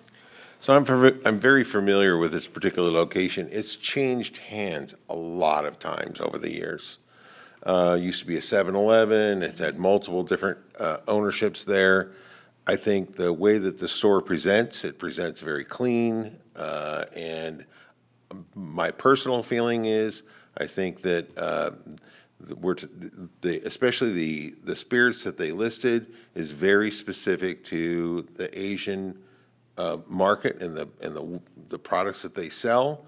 They're not selling Jack Daniels and all that other stuff. They're just selling the very specific types of wine and spirits. And I'm certainly support this PCN. I think this is a reasonable thing, and I think we need to give this business a real shot at survival. And this is the way we stabilize our business marketplace there. Kelsey? Thank you, Mayor. I am also inclined to support this. It is a different circumstance than the last one that we heard. I actually would like to see the map again if possible, Director Kempener. The types of licenses nearby are unlike the last circumstance as well. This one would support the sale of liquor, and specifically with the presentation of it being concentrated on Asian liquors, Asian beers, that seems to be an underserved market. So for those reasons, I'm inclined to support. Vice Mayor? I actually look at this a little differently, and I really appreciate the fact that a letter was included in our packet for consideration. And I'm really concerned of the homeless situation that does quite occur right next to this location. And it's an active homeless space. I don't know what else to call that. And I'm concerned that it would encourage more bad behavior. The other thing is there are 3 different school properties very close to this location. And this, I pass this place twice a day. And I would not want another liquor store, considering there are liquor stores immediately across the street or liquor available. While I agree, specific, and that's why I asked my question, I agree specific Asian liquors and offerings would be interesting and a great encouragement to this particular business. I don't know that I would like it at this particular location because of those reasons. I think that I couldn't even pronounce some of the liquors that they plan to sell. And one time I was looking for a bottle of sake and I didn't know where to go. So I now know where I could go, because I don't think the homeless are the issue, or you would close Safe Bank, because they hang out at Safe Bank and people can't go to the ATM, outside, because there's homeless everywhere. They're across the street, they're everywhere. So if we were to close businesses or deny businesses because of the homeless, that's just not gonna, that's just not, and what they sell is behind the counter. So I think nobody can walk in there and steal it and run out the door like they used to do at Rite Aid. So I think this is a very responsible sales, what do you call it? Store owner. And the guy's been in business for a while, and I think that his place is clean. The police department sees no, I think the fact that they're on the corner makes them visible. It's not the best shopping center in the world because it's everybody else in there, and your donuts are there. Your donuts are in that shopping center. So I'd like to give the guy a shot, and I don't think that the licenses around him threaten him at all. And I think the other guy is down far enough that attracts a different traffic. So even in area 789, Round Table Pizza sells liquor, and this is off-site, so they take it home. It's not like they sit and drink and drive afterwards. So they take the stuff and go home with it. And I just think it's a reasonable request. And I think that there is a public necessity to have those weird beverages, they go with the weird food that they sell. So I think it's reasonable. So I'm in favor of it. So somebody want to make a motion? I'll make a motion, unless you want to. No, I'll second. Okay, all right. So you're making the motion to approve I'm making a motion to move to approve the letter of public convenience and necessity to allow the issuance of a Type 21 license for the sale for beer, wine, and spirits to Rangoon Grocery at 7601 Sunrise Boulevard. Second. Okay, let's do a roll call vote. Councilmember Nelson. Aye. Councilmember Schaefer. Aye. Vice Mayor Lopez Taff. No.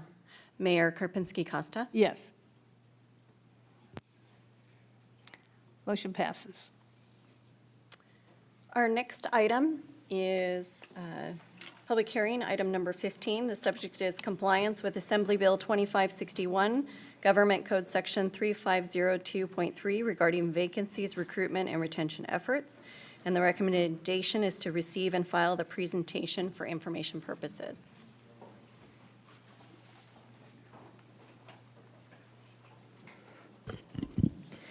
Good evening, Mayor, Vice Mayor, and council members. Susan Talwar here, Administrative Services Director.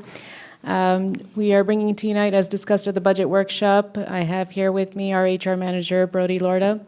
We will be presenting on the AB 2561, which is the City of Citrus Heights vacancy and retention efforts. Good evening, Mayor, Vice Mayor, and council members. So the presentation, as Susan stated, is in response to AB 2561, which requires public agencies such as the city to hold at least one public hearing per year to discuss vacancies, recruitments, and retention efforts. So this presentation, along with the staff report, satisfies the city's legal obligations under the new law, which took effect January 1st of 2025. So some basic information about our workforce. We have 210.75 budgeted positions in 2024, and that's across the city's 6 departments. We also have vacancy information here by month. And so what you can see here is a number of vacancies on the first of each month, and then the number of separations and new hires that occurred within that month and position changes, and then the calculated vacancy rate as it relates to the number of vacancies compared to the number of budgeted positions.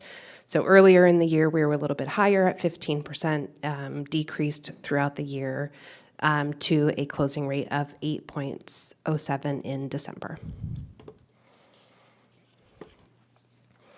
As it relates to our three labor organizations or unrepresented staff, this is the average annual vacancy rate for those groups. So for our Police Officers Association, that annual rate was 10.8%, 5.9% for the Police Employees Association, and for unrepresented staff, that number was 8.6% for the year.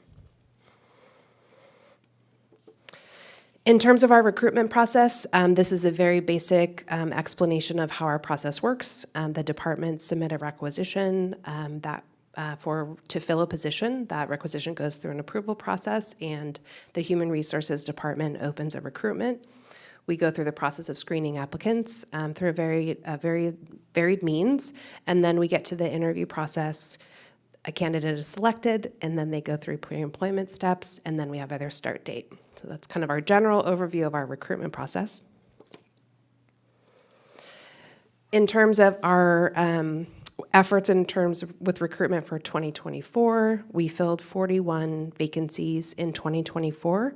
We had an average number of vacancies each month of 19 and an average vacancy rate throughout the year of 8.94. And the average number of days to fill vacancies across the city was 130 days. So that's from the day that we post the job to the day that someone is in the seat. 141 days for the police department and 89 days for non-police, and that would be primarily due to the more extensive background process that those folks have to go to work at the police department.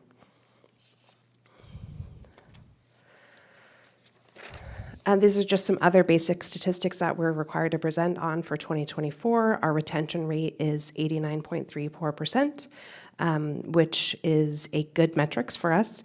On average, a retention rate of close to 90 is a good retention rate. Closer to 80 is going to be seen as more of a poor retention rate. Our average turnover rate is 10.21%, and our average tenure of staff as of last year was 7.9 years.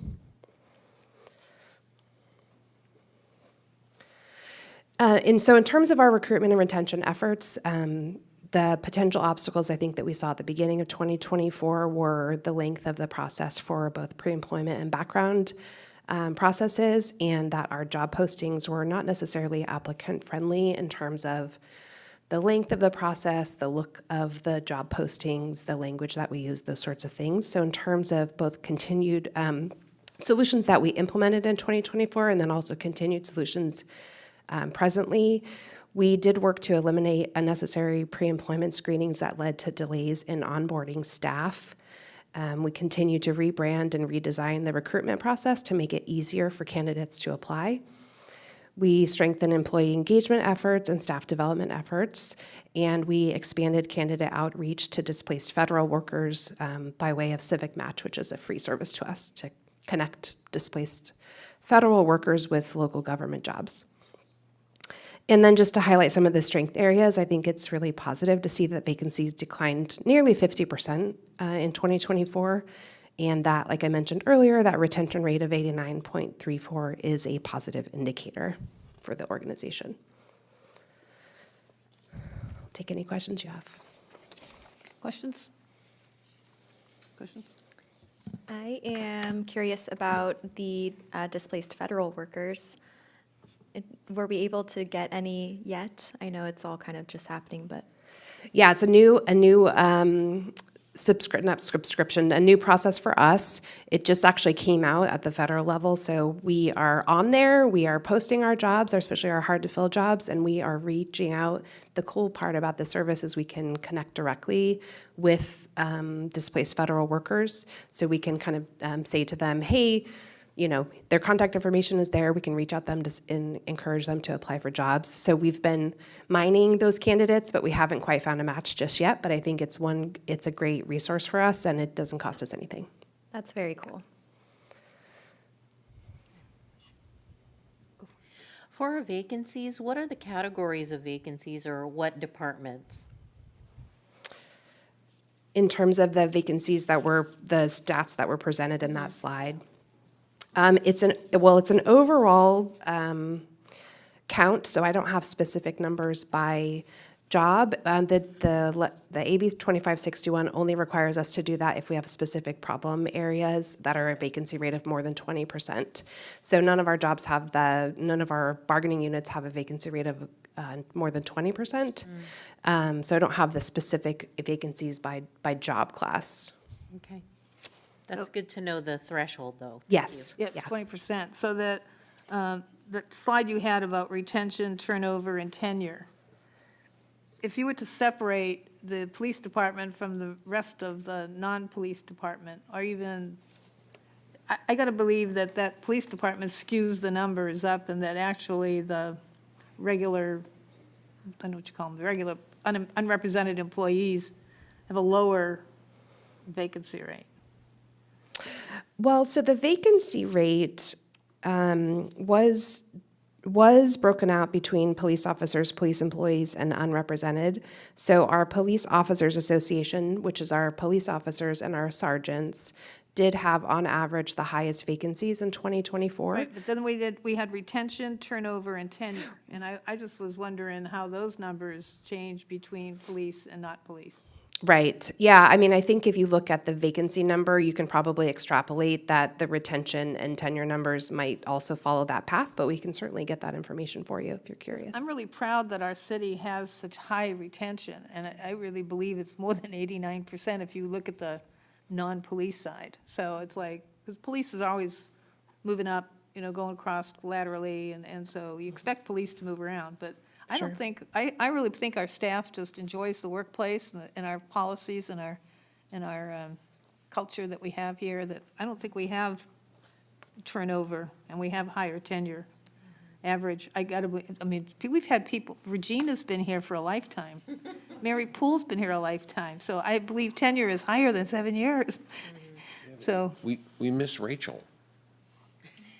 I know we miss Rachel. Rachel did leave. That's good. No offense. But we got new people.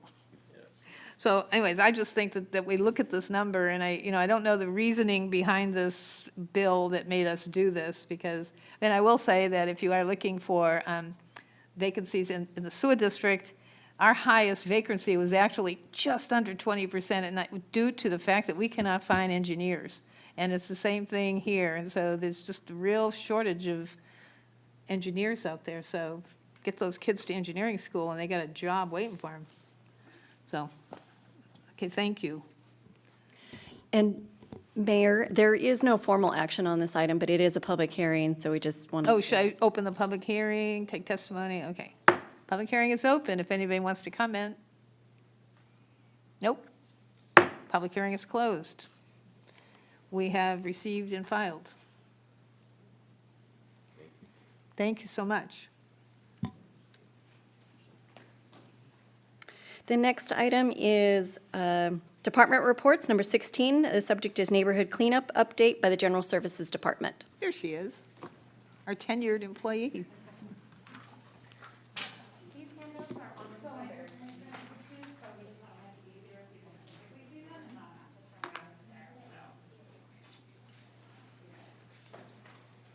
Oh, I thought you'd bring us a truck. No, nothing that fun. Thank you. It's true, we have a gift limit too, yeah. Yeah, it is. Good evening, Mayor Karpinski Costa, members of the council, Mary Poole with the General Services Department. And I'm here tonight to give you a brief update on the neighborhood cleanup program. And Megan was kind enough to just bring some show and tell items. Those are going to be in the presentation, but I thought it'd be good for you to see them in person. So Okay. go through this presentation. This is a update of the program coming from the November action that was taken by the City Council to amend our contract with Republic Services to start enforcing the 48-hour set-out rule, and I'll talk about that more as I go through the presentation, which is brief. I'm going to just go touch on the history of the neighborhood cleanup program, go over the challenges that brought us to where we are today and the changes that we've made to address those challenges, and then really talk about the 48-hour enforcement implementation and what we've done since it started. Then opportunity for next steps and any questions. So as many of you know, the neighborhood cleanup program, which is our bulky item program that we have available to residents to set out materials 3 times per year on a set schedule, was originally started as an on-call appointment-based program. It was converted to 3 times per year shortly after it began to find out that the set schedule was really a more efficient and effective way to deliver the services. From 2006 to 2024, even though the door hanger advised, do not set your materials out more than 2 days before your pickup date, we did not enforce that rule. So there was no enforcement. Residents were still advised to set the materials out, but any penalties associated with putting the material out early were not enforced. And this really was intended to allow people to have an opportunity to put materials out over the weekend. So it was something that was intentionally established. However, that led to a number of program challenges that have just built and become more and more invasive and comprehensive over the years. So blight being the main one that really triggered us looking at the program earlier this year. Illegal dumping is rampant. Scavenging is a pro and a con. So some scavengers are very neat and they take materials and it's recycling. Other scavengers leave a big mess and just move the materials somewhere else. We end up picking it up anyway. Other items that really were just important but didn't drive the change that we made in 2025, but just the impact from holidays and gatherings, people not being able to park because of the materials being out on the street for up to 7 days at a time, trying to coordinate our street sweeping schedule or our construction schedules, and then weather. Weather would impact if we had a big weather event and we have a bunch of materials out, that the materials could really become hazards out in the roadway. So all of that led to a City Council strategic objective back in April of 2024, which advised or directed staff to come back with recommendations for modifications, which we did. I just want to show a couple of examples of the kinds of things that brought us to these recommended changes. So some oversized pile, early set out on arterial, certainly blocking the bikeway. Illegal dumping, this is way more than the 10 cubic yards that's even allowed. The 10 cubic yards is essentially the back of a pickup truck to the top of a cab. So as you can see, these people are a little overzealous and definitely illegally dumping. More examples of oversized piles, illegal materials. We do not accept tree trunks in the neighborhood cleanup program. Those materials need to go to the transfer station. This is an oversized pile on San Juan where our fantastic supervisor, Josh Ladis, actually caught the landscaper dumping on an already oversized pile on San Juan. So because of his proactive work, we're able to identify this dumper and work with the police department to essentially do a letter and talk, if you will. This is an example of just where illegal dumping tends to concentrate when we have our neighborhood cleanup programs. And it is a little higher in the areas where we're doing the cleanup. This was our summer cycle. So we had a quality of life. Staff got together, came up with some ideas, worked with Republic Services. What could we do? How can we make this better? Presented those recommendations to the Quality of Life Committee in August. Concerns about ongoing blight were just really top of mind, and options just discussed include shifting to an on-call appointment-based program like we originally had, as is done in many other jurisdictions around us, or reducing time out for collection. So the recommendation from the committee was to do a flash vote. So a flash vote was conducted, and we got some really strong results, with 90% of respondents saying that they did use the service, most of whom viewed scavenging as a benefit, most of whom knew about the neighborhood cleanup program through their door hanger, most of whom loved the program and were worried, but because of the flash vote, that we were looking at potentially terminating it. So many of them provided recommendations for improvement, the bulk of which were to enforce the 48-hour set-out rule.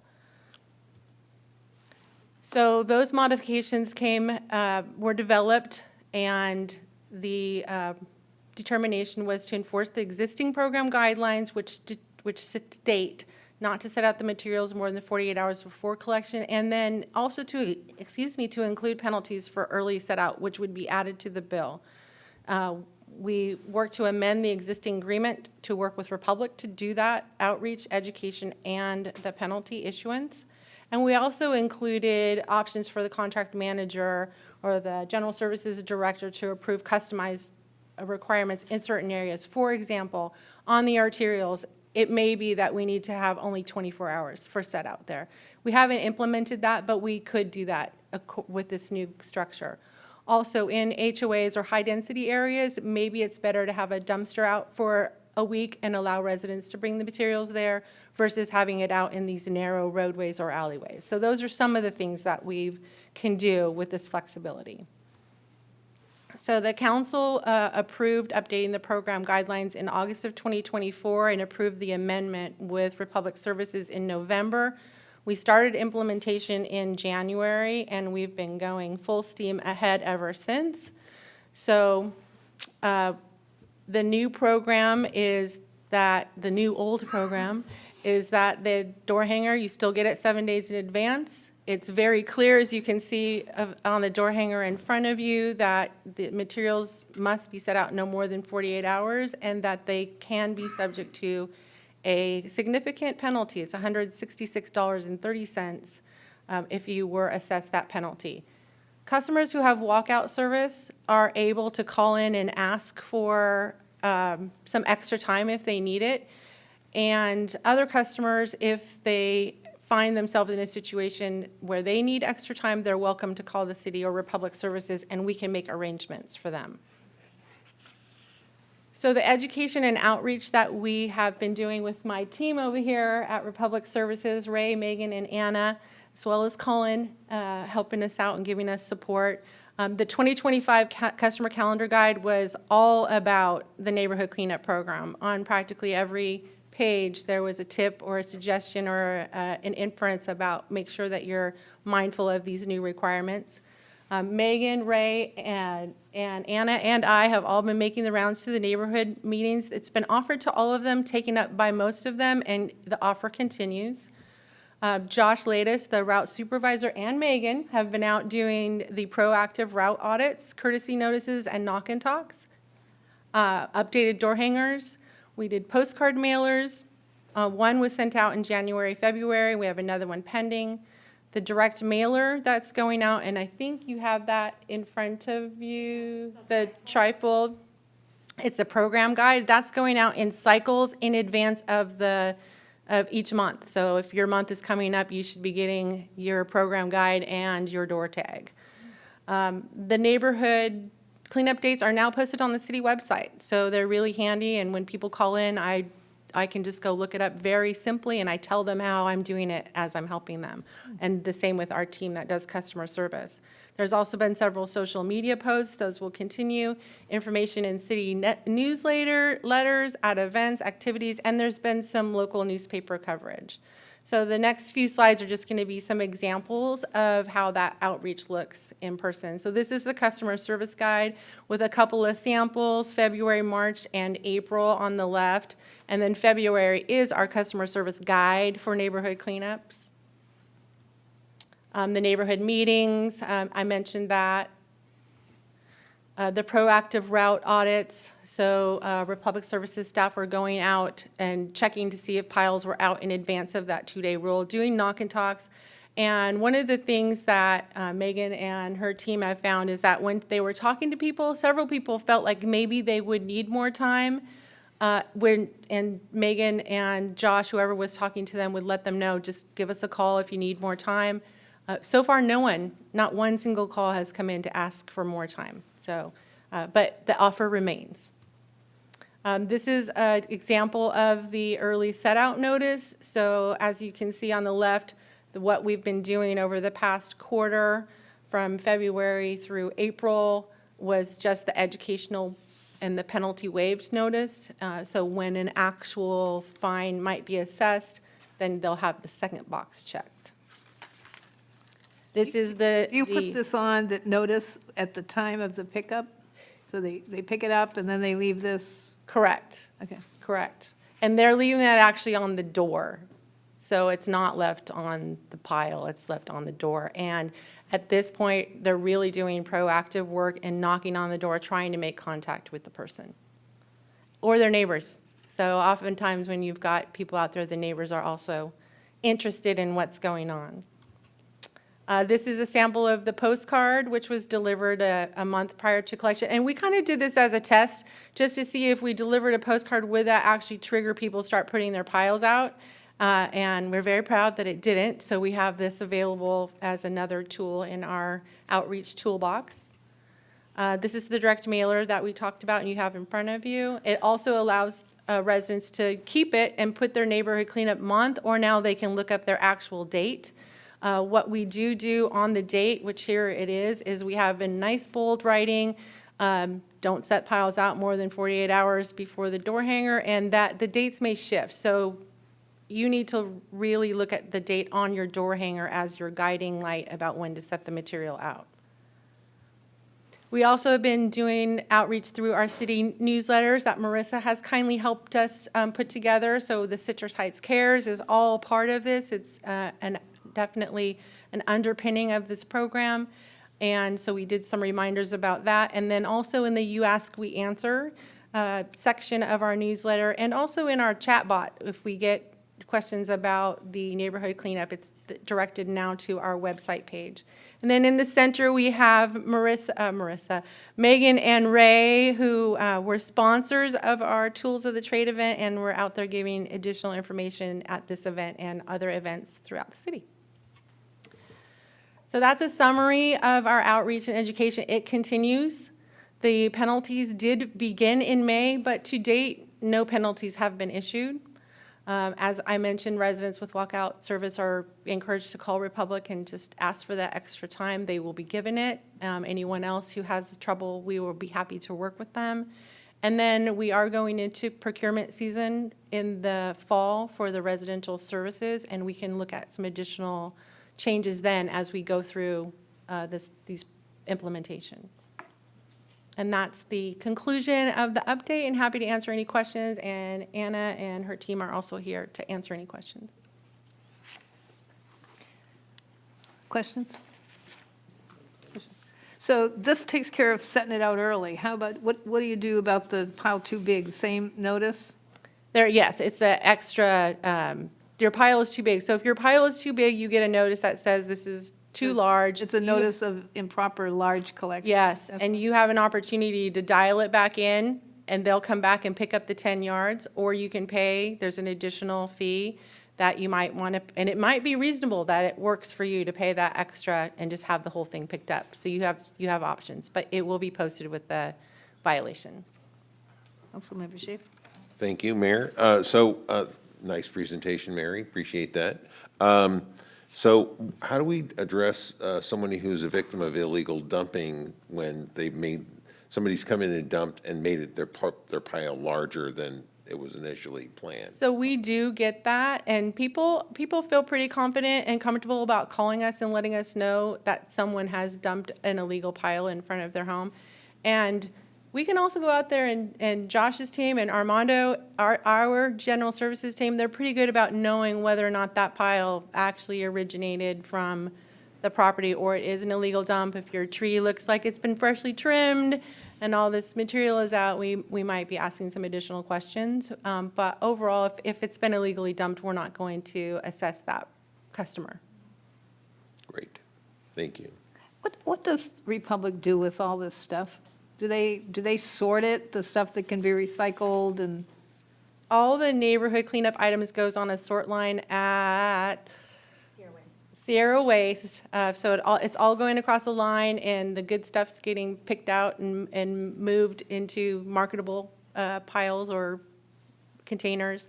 And then what has to go in the landfill goes into the So landfill. if it's metal, Republic they recycle it and get paid the metal price. for Right, scrap metal? everything that can be recycled is retrieved from the waste stream. Great, okay. Any other questions? Mary, as usual, terrific presentation. Thank you. We look forward to the fall when we review this stuff. Okay.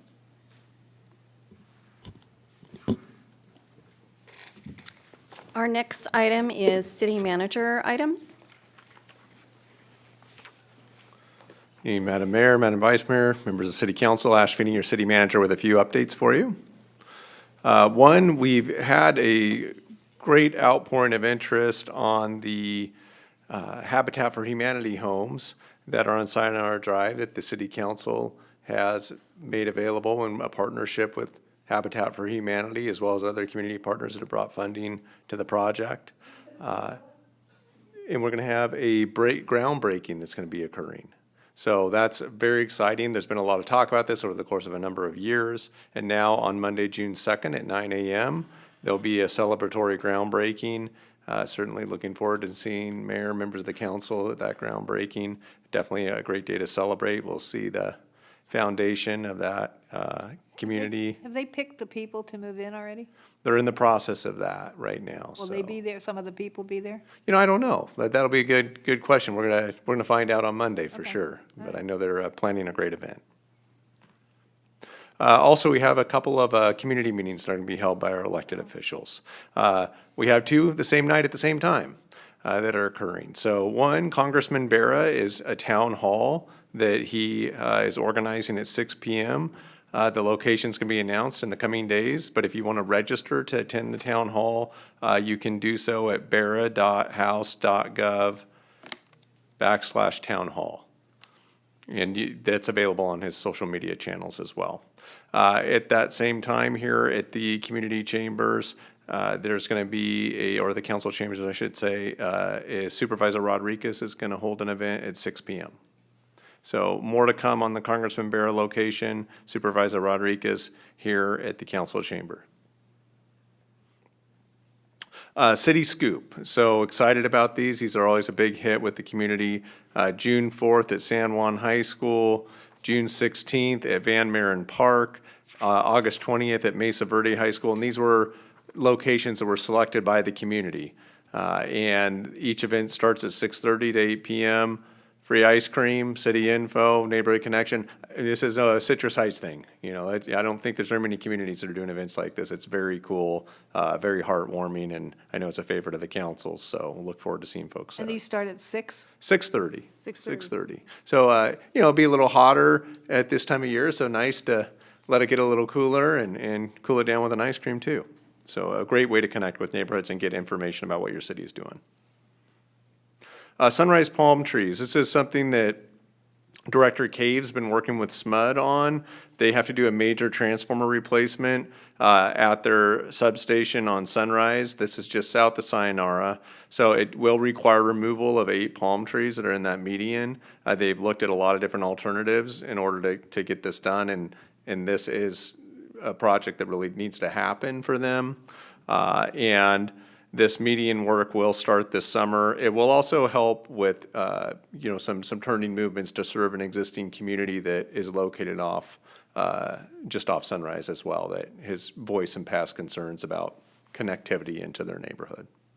So there is tree mitigation that's. They're going to replace that median?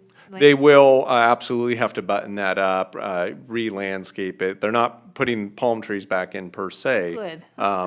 Because they're going to need that, but it'll be a turn pocket that's going to be paid for by them that will help serve an existing condition that we'd like to The see mobile home park, changed. yep. And so they'll button everything back up. They also will be paying tree mitigation fees for those palm trees. I got a question for you, Ash. So how big of a piece of equipment is this? Is this, enormous, or? Yeah, it's a Is it gonna very be large. cause of destruction of traffic? They're gonna close Sunrise, or Tear what's up our the? road.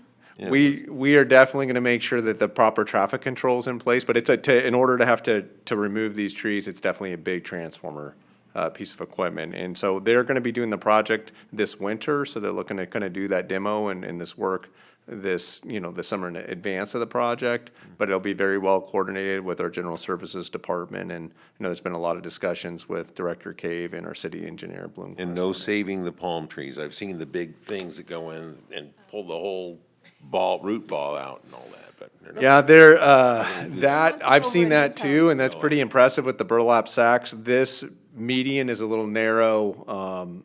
We might hear about it from some of our residents on the commute pattern if we were trying to open that road Get up hit by a further. front, on a windy day. Yeah, so it's, yeah, but that's a good question and good thought. Just unfortunately, the conditions of this location aren't really conducive to relo.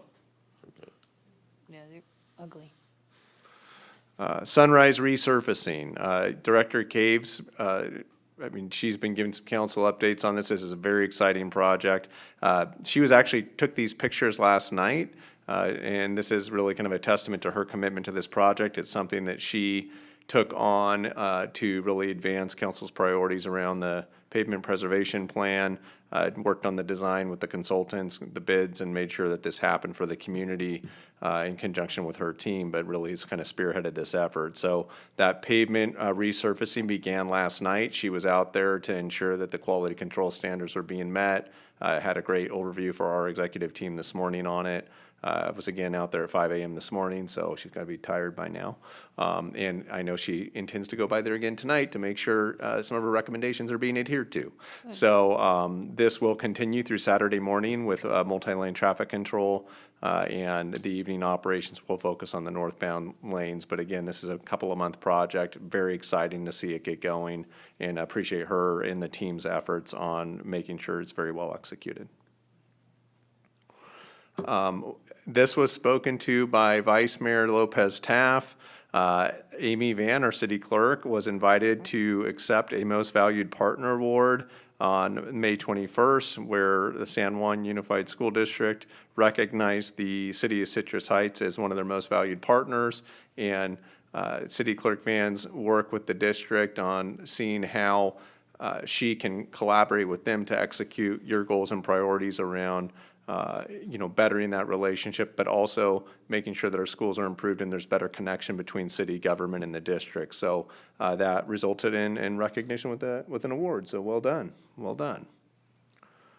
Accepted that on behalf of the entire city.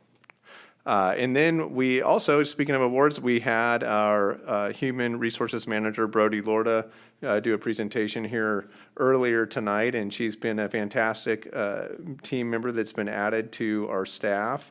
A lot of great reviews across our organization about her work, and she has been recognized by the Engaging Local Government. She's been recognized as a 2025 Engaging Local Government Leaders Top Influencer in Local Government. So she has over 20 years of public sector leadership, definitely a champion of the servant leader and innovation. I know I definitely appreciate her perspectives that she brings to our team meetings when we're talking about human resources issues. She anticipates the challenges, definitely delivers on solutions, loves a culture of mentorship, growth, and collaborating amongst team members. And then this Engaging Local Government Leaders, ELGL is the acronym, and one of the things they look at when they look at these top influencers is, are you embodying the values of that organization, which are joy, creativity, connection, dependability, and equity? And she certainly has been demonstrating that here as part of our organization. So just wanted to recognize her for receiving that recognition. So lots of recognitions tonight, which is great. And that concludes my comments. Thank you. And the next item is items requested by council members or future agenda items. I have one. Does anybody else have? I have one. I'd like to reopen annexing that teeny corner on Fair Oaks Boulevard and Madison that just, when you look at the city map, it's just this teeny, and it has Fabian's Restaurant in it. And just that, it's funny is that it's like two parcels that are not in our city. That's enough. I second. He seconds it. So can we do something and further proceed with that? Yeah, absolutely. We can, I already have an idea of what that process can look like, and certainly we'll come back to the council with a future report on that, working with Director I think the Kempinar. numbers we got before, we need to revisit. Certainly, that area was one of the ones that, and especially given some of the pavement restoration plans that we have for that particular area, I think that those numbers would be of a benefit to the city and would be an area that would be kind of a nice boundary cleanup. So we'll look at exploring that opportunity and come back to the council with a report. Thank you. Okay, thank you.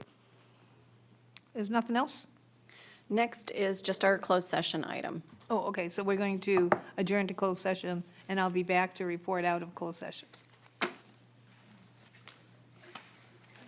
Husband, you'll have to just wait. I know there's all kinds of